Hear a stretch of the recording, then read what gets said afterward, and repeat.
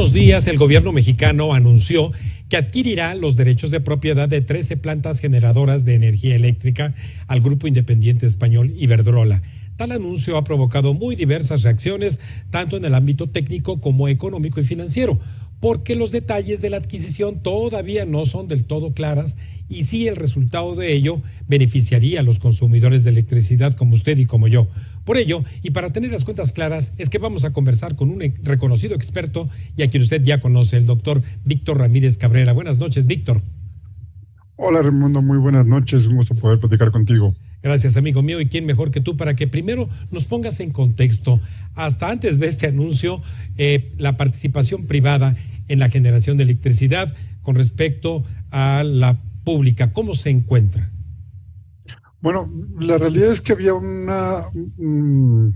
es variable, Sí. todo depende del despacho económico y de los contratos legados que se respetaron. ¿Qué significa esto?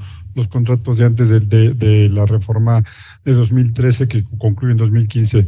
Alrededor del 39% de energía la generaba Comisión Federal de Electricidad, la sigue generando en tanto no se concluya esta compraventa que todavía está en veremos, y pues ahora va a quedar arriba del 50%, alrededor del 57%, si es que esta compra se consolida a cargo de CFE.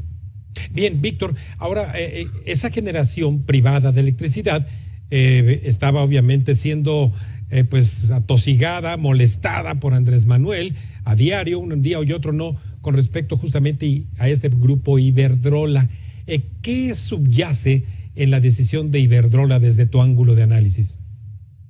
Bueno, creo que hay dos razones básicamente. Una, como tú bien dices, había sido acosada desde el punto de vista del Estado regulatoriamente. Ahí hay plantas paradas que podrían estar entregando energía de forma competitiva en este momento al sistema, pero fueron paradas por una decisión meramente política, y pues esto le quita presión a la empresa. Y por otro lado, la empresa tiene un compromiso internacional de mitigar emisiones, de volverse una empresa de emisiones netas cero para el año 2030, y esta decisión lo que le permite es acercarse a esta meta, y al deshacerse de 12 centrales eléctricas que funcionan a partir de gas natural, ¿no? Generar energía eléctrica con gas natural como el combustible base. Víctor, pero entonces fíjate, si una empresa privada toma en cuenta justamente este horizonte de mediano y largo plazo de contribuir a un mejor ambiente, ¿por qué el Estado mexicano mejor el dinero no lo utiliza para dar ese paso? Creo que esa es la gran pregunta, y de hecho muchísima gente de repente, tanto en redes sociales como en algunas entrevistas que he tenido estos días, mucha gente me pregunta si es una buena compra o no. La realidad es que porque es un acuerdo razonable en asuntos de costos. La empresa vende un costo que le conviene y el Estado mexicano adquiere las centrales en un costo razonable. Sin embargo, son centrales que ya estaban en México y estaban operando, entonces desde ese punto de vista no había necesidad de hacer esta compra. Y el Estado mexicano creo que pierde al no invertir ese dinero en las necesidades o en resolver los problemas del sistema eléctrico nacional, sino en un asunto meramente ideológico, que es la planta que ya estaba ahí, que ya entregaba energía a costos competitivos, ahora es mía, ¿no? Sí, Víctor, tú eres muy bueno para explicar en cuentas claras y haciendo incluso muchas analogías. Quiere decir entonces que esta compra que haría el gobierno mexicano sería tanto como comprar un auto usado, y como de qué año es ese auto usado. Ese sí es un gran mito que se ha hecho y mucho en redes sociales, y que quisiera aclararlo. Mucha gente ha dicho que son centrales chatarra. La realidad es que no hay centrales chatarra. Todas, absolutamente todas, son centrales muy competitivas en los sitios en los que se encuentran. Hay alguna central que tiene 22 años de operación, pero hay una central que tiene un par de años esperando entrar en operación. Me refiero a Topolobampo 2, por ejemplo, Topolobampo 3, o hay centrales que acaban de entrar en operación en noviembre pasado, que son prácticamente nuevas y las más modernas, como es el caso de Tamazunchale 2. Entonces, no es no es chatarra, no son plantas viejas. Una central de ciclo combinado tiene un promedio de vida con un buen mantenimiento, con una operación adecuada de alrededor de 40 años. La más vieja la están vendiendo a los 22 años y son empresas que si se les da una buena operación y mantenimiento, como decía, creo que son bastante competitivas, pero ese no es el punto. El punto es que esas centrales ya estaban ahí, ya estaban ofreciendo energía, insisto, a costos muy competitivos. El costo de generación de estas centrales en promedio era entre 30 y 70% más barata que las propias centrales de la CFE, entonces no había necesidad de comprarlas, más que por un asunto que yo estimo es solamente ideológico, ¿no? Sí, a ver, aquí acabas de decir algo muy importante, Víctor. Se estaban operando con costos muy eficientes y comparadas contra las de la CFE. Quiere decir que al entrar la CFE ahora en operación de esas eventuales plantas, podría caerse en las ineficiencias que por ahí le conocemos a la CFE. Qué bueno que hace la pregunta y hay que ser muy claros con esto. Lo que está adquiriendo el Estado mexicano no es solamente los fierros, digamos así, no es solamente la central, sino se adquiere la central junto con el contrato. La gran mayoría de estos contratos son de productores independientes de energía. ¿Qué significa esto? Son generadores de energía eléctrica que tenían un contrato únicamente y exclusivamente para vender energía a CFE. Entonces, es el cliente ahora que está comprando la central de generación con todo y contrato. ¿Qué esperaríamos que CFE, que las centrales sigan operando con el mismo personal en el momento de la compra y durante un tiempo? Yo esperaría que CFE, que tiene técnicos eficientes, técnicos muy preparados, mantuviera las condiciones de operación. Si no las mantiene y empieza a contratar gente de más y empieza a generar estas ineficiencias, obviamente va a generar un problema porque va a encarecer el costo de energía de estas centrales que, como te decía hace un rato, dependiendo del momento, dependiendo de muchas condiciones, pero generaba entre 30 y 70% más barato que CFE, ¿no? Víctor, evidentemente, bueno, las aspiraciones de crecimiento en todo el país, abrir un nuevo negocio, una nueva empresa que manufacture, etcétera, demanda electricidad.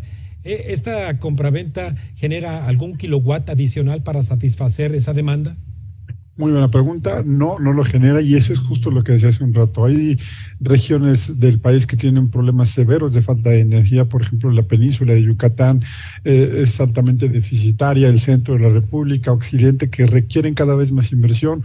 O también se requiere inversiones en transmisión para poder llevar energía de donde se genera o donde hay un alto potencial, como por ejemplo Oaxaca o de Sonora a Baja California.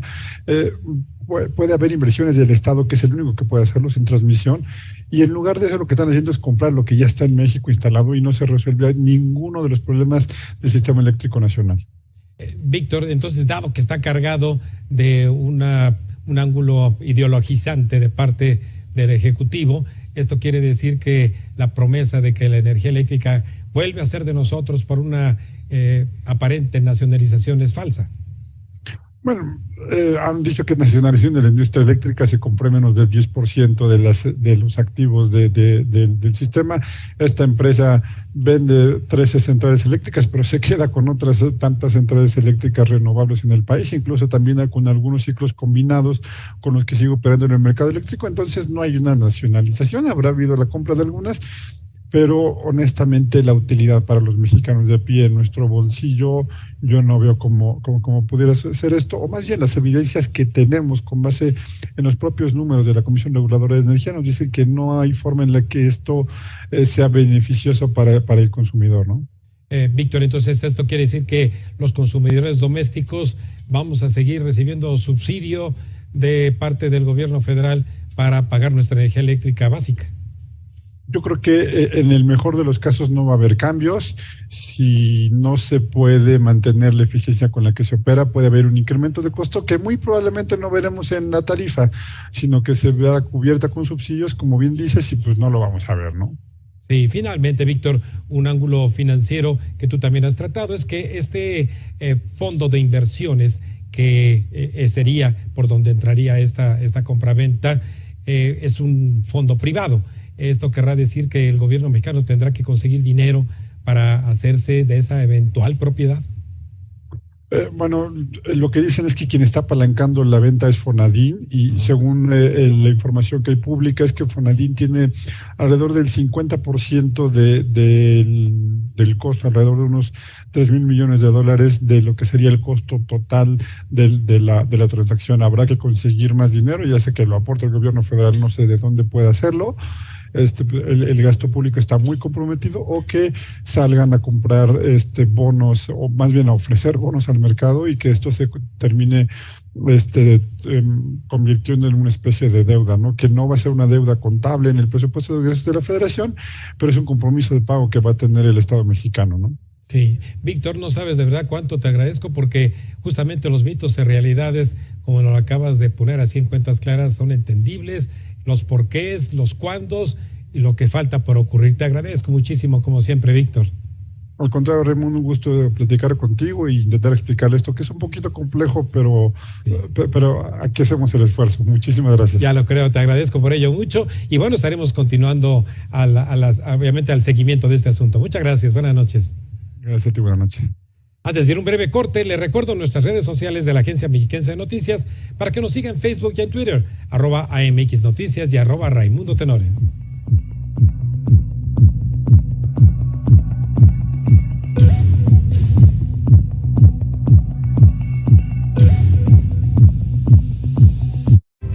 Estás viendo Cuentas Claras con Raimundo Tenorio.